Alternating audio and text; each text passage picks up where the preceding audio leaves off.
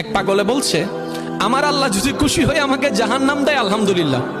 এবার শিক্ষিত সমাজ যারা আমাদের মতো কিছু আছে না, বেশি পণ্ডিত, এবার যাই বলতেছে সবাই চাই জান্নাতে যাইতে, এই পাগলে চাই জাহান্নামে যাইতে। কত বড় গাদা। পাগলে মুস্কি হেসে বলে যায়, হ্যাঁ ঠিকই বলছেন, আপনাদের মতো সুস্থ আমি হতে চাই না, এই পাগলেই থাকতে চাই। এবার তাদের একটু টনক লটলো, কয় কেন? সবাই চাই জান্নাত, তুমি চাচ্ছ জাহান্নাম। বলে যে ভাইয়ারা, আপনারা মনে হয় আমার কথাটা খেয়াল করেন নাই। আমি বলেছি আমার রব যদি খুশি হয়ে, আমার রব যদি খুশি হয়ে আমাকে জাহান্নাম দেয়, আমি সেটাও নিতে রাজি। বলে যে এখনো বুঝলাম না।